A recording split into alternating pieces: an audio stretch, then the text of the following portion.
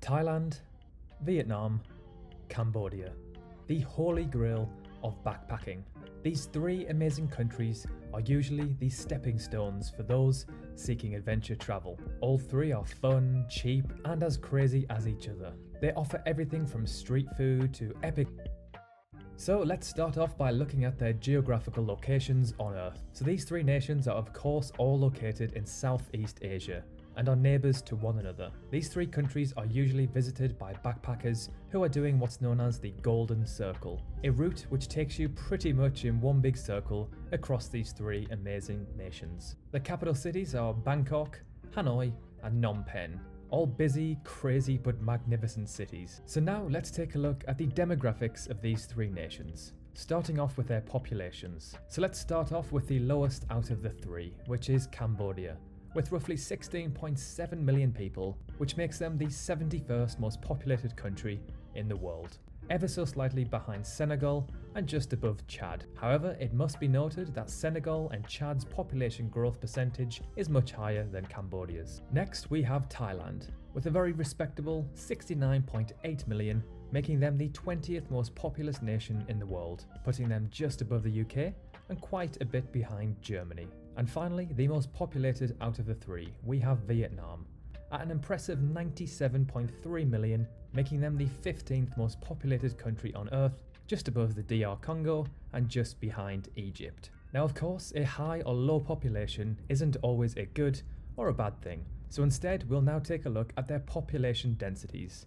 For me, the lower here is the winner. So to no surprise, Vietnam is easily the most densely populated out of the three, with roughly 286 people per kilometre squared. After visiting Ho Chi Minh City and Hanoi, I knew this would be coming. And again, to no surprise, Cambodia is the least densely populated out of the three, with just 86 people per kilometre squared. And then sitting nicely in between, we have Thailand, with 135 people per kilometre squared. With Thailand being the biggest country out of the three, this was definitely expected. Alright, cool, let's now take a look at the average age of the population for these three nations. This one actually took me by surprise. So we'll start off with the oldest out of the three, which is Thailand with an average age of 37. Then we have Vietnam at 29.9, and then finally Cambodia with a very young average age of just 24.9.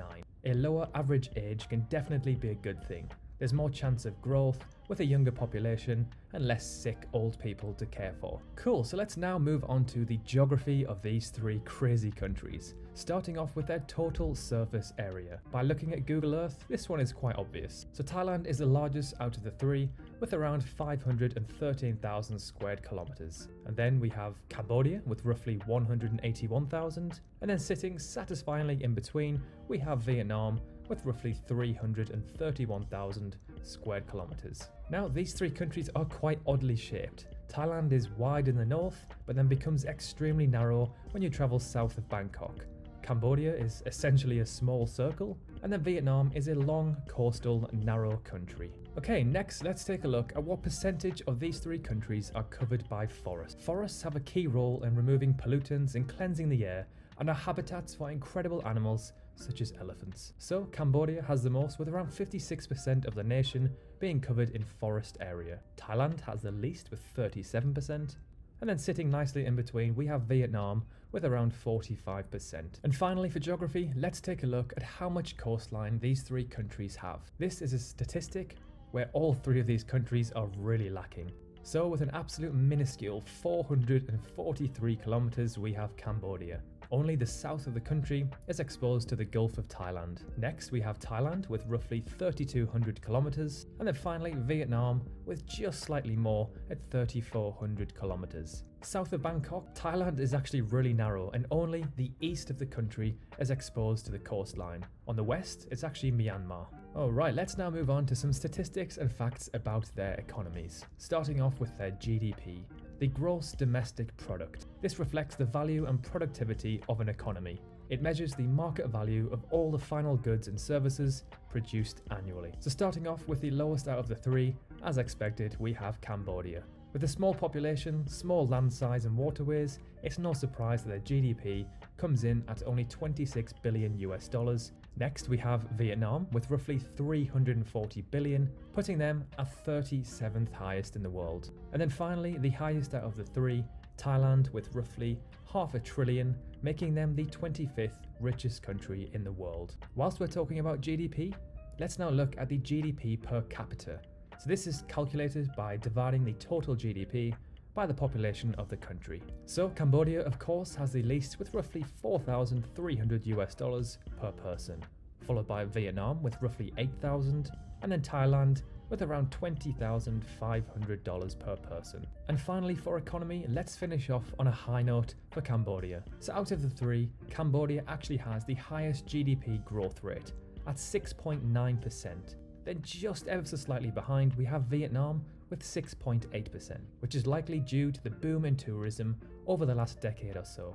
And then finally, Thailand lagging behind slightly with just under 4%. So next, let's take a look at the quality of living for these three countries, starting off with the obesity rate. So with roughly 10% of their adult population being classed as obese, Thailand still is a lot lower than westernized countries such as the UK, the US and Australia. Then we have Cambodia with 3.9%, and then finally Vietnam with just 2.1% of their adult population being classed as obese, which actually ranks them as the #1 country in the world, so kudos to Vietnam. Let's now take a look at the percentage of their populations that are classed as being under the poverty line. So Thailand takes the win here with just 7.2%, followed just behind by Vietnam with 8%, and then Cambodia with a much higher 16%. Hopefully with the year-on-year growth of Cambodia's GDP, alongside them having a youthful nation, they can decrease this number over time.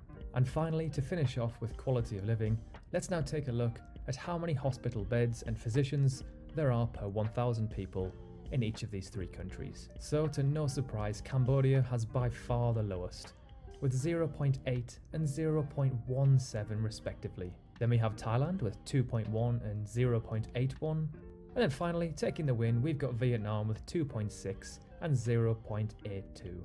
So a close one between Thailand and Vietnam, but Vietnam just pips them for the win here. And now to end the video, let's compare their top 3 things to do in each country according to TripAdvisor.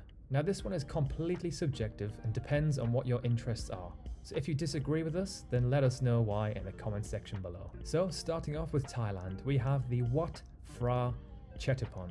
One of the oldest and largest temples in Bangkok features the famous reclining Buddha, which is the largest in Thailand, measuring more than 150 feet in length.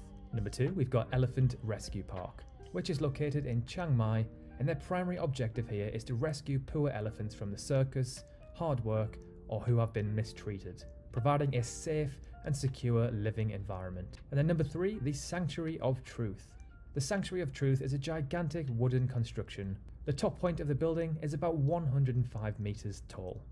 So next, let's look at Vietnam. So number 1 is the Cu Chi Tunnels. The tunnels of Cu Chi are an immense network of connecting tunnels located in Ho Chi Minh City, and are part of a much larger network of tunnels that underlie much of the country. Number 2, the Old Quarters.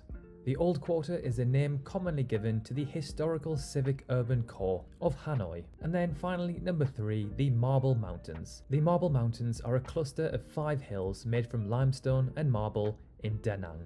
It's also a well-known pilgrimage site with peaks, caves, tunnels and temples all just waiting to be discovered, named after the elements metal, wood, water, fire and earth. And finally, let's take a look at Cambodia. So number 1, this one was pretty obvious, Angkor Wat. Angkor Wat is a temple complex in Cambodia and the largest religious monument in the world by land area, with its site measuring an incredible 162 hectares. Number 2, the Tuel Sleng Genocide Museum. And finally, number 3, Otres Beach. So personally speaking, I think Thailand's top 3 attractions, according to travelers on TripAdvisor, take the win here. What do you think? Let us know below. So now it's your turn. Let us know in the comment section below which one you'd live in, which one you'd visit, and which one you'd avoid, and why. We can't wait to read your comments. And while you're there, let us know which cities or countries we should do next. So I would personally live in Thailand because it's one of my favourite countries on earth. There's amazing parties, elephants, friendly people, and it's cheap but it's not run down. I'd visit Cambodia because I've never been there before, and I'd have to avoid Vietnam because I've already visited there before. However, I would love to go back. So, thank you so much for watching. If you enjoyed the video, a like would be much appreciated, and if you loved the video, a sub to the channel would be marvellous. Thank you so much for watching, and we'll see you in the next one.